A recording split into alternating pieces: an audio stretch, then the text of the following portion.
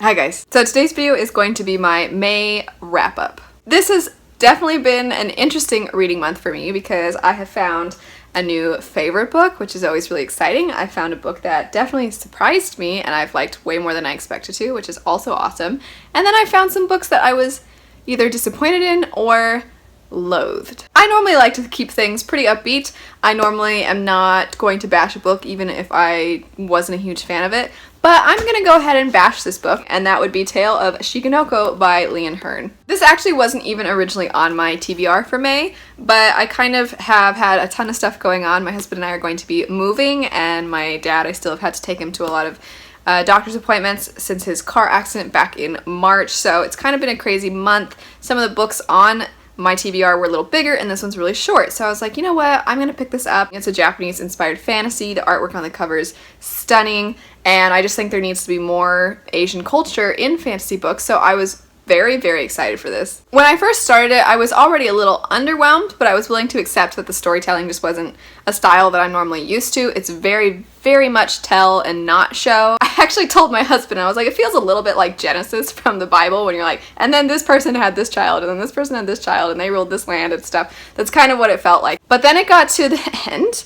and I'm gonna go into kind of sort of spoilers, but not too heavily. I'm just gonna say that somebody gets raped, one of the characters that has perspective, by a different character that also has perspective, and then I was like, okay, I'm curious in the start of book 2, the girl's reaction to being raped, and apparently the author wrote it as, for her to get raped, she must have wanted it. I will say that I normally don't really care for when somebody says this book is racist, or this book is sexist, or this book is this negative thing. I don't like when people say that and then don't back it up. So in my reading vlog, I go pretty in depth into some of the passages. I read the passages out loud. I read quite a few different sentences of what the girl who's been raped is supposedly thinking in that moment. So if any of you are like, wow, that sounds awful, I encourage you to not just take my word for it, maybe look at what I show you in the other video or look into it online. Okay, let's switch to something much happier. After reading Tale of Shecon,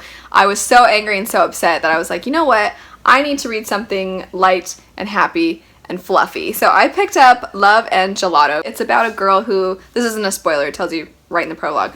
Her mom finds out she has cancer, and she's a single mom, and she tells the daughter, hey, when I die, I want you to go live with your father. Just, you don't know about him at all, you've never met him, but I think you should go move to Italy and meet your father and live with him after I die. And so that's what she does. When her mother dies, she moves to Italy with this man she's never met, and she's trying to kind of just get used to the fact that her mom is no longer here. She's trying to get used to living in this new place. It's mostly dialogue, so it reads quick. It's in first person, and I think that the main character, she's kind of got she's got like a cute little sense of humor, and she's kind of a little dry sometimes and sarcastic, and it's definitely reading really fast. I'm really enjoying this story also.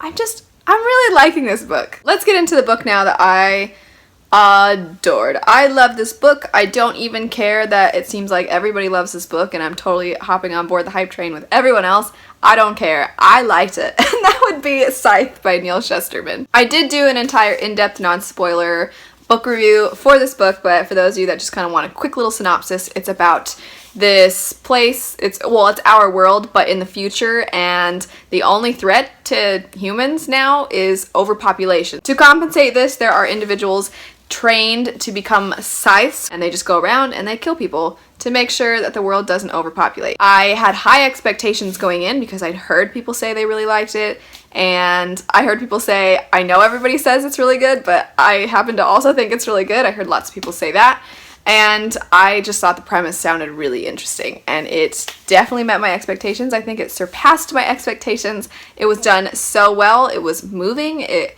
was very reflective. It made me think. Next up is a book that I didn't hate like I hated Tale of Shecon, but I was definitely really bummed out with this book, and that would be Kings of the Wild by Nicholas Eames. This book is about these guys who, back in their heyday, were awesome, and they have amazing reputations for being super cool, and now they're just kind of living out their golden years. They're a little overweight, they're not really in shape anymore, they're kind of drunks. But then something happens to one of their daughters, and they want to get the band back together to try and go rescue her. And I thought that the premise sounded great. I was thinking this book was going to be so much fun. I thought it was going to have the kind of tone of the Dresden Files books where it's a little bit silly, it's a little bit funny, but then when stuff goes down, like stuff goes down. But something that really pulled me out of the story quite often was the fact that there are a ton of ellipses, the dot dot dots, right? There's a lot of those, there's a lot of italics, and there's so many parentheses. And the only time I really think it can be pulled off is if the book is in first person, because then it feels like somebody's talking to you and then they like had a thought really quick and they needed to put that thought in the sentence. But when it's third person narration, which this is, I just don't think there's any reason to have so many parentheses. That's definitely me being on the pickier side, and a lot of people are not going to be bothered by that kind of stuff whatsoever. But I also was really frustrated with the dialogue. It felt way too on the nose. It felt really cheesy. There was one part at the very beginning where the main character, is trying to decide if he wants to kind of leave his family for a while to try and help his friend rescue his daughter. And he's talking to his own daughter, and she overheard the conversation that went on between him and his friend.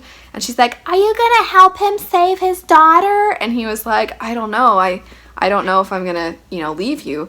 She's like, "Would you do it if it were me that needed to be rescued?" It was just a little much for me. It was just too what does this character need to say right now to make people feel emotion? Or what does this character need to do right now for us to get worked up? It was a little too cliche. I also didn't love the way that kind of the women were referred to.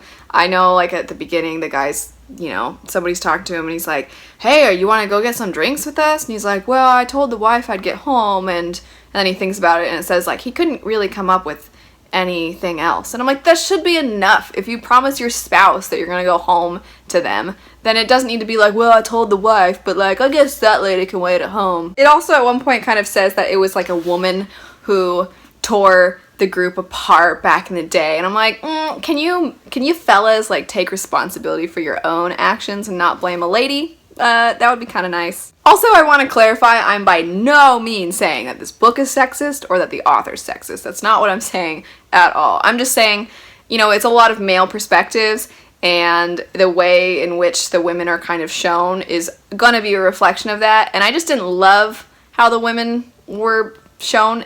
So I'm not saying, I'm not trying to accuse the book or the author of "Oh, what a jerk" or something. I'm not saying that. I just didn't want to read an entire book where women are kind of "Oh yeah, that broad." Next up, I finished the third book in the Seven Realms series by Cindy Williams Chima. This is a young adult fantasy series that, while it definitely captures the youthfulness of the characters because they're all young adult aged characters, it also, I think, does a really, really great job of world building, and that's something I think is often lacking in young adult fantasy. The plot is a little bit difficult to get into because the series definitely seeps from one book into the next, so it's kind of one long story. I'll get into it a little more once I'm done with the series. Hopefully I can do a full in-depth series review for it. And lastly, I read the book To Kill a Kingdom by Alexandra Christo. This is a dark Little Mermaid retelling, and instead of the main character being a mermaid, she's actually a siren. This one sounded pretty cool because her whole life has hunted humans, and then she does something she's not supposed to, and then now she's forced to become a human for a while, and instead of trying to kill a human in her siren form, she has to do it as a human. It was definitely a really interesting story. It's a standalone, and as far as I know, there's not going to be a sequel.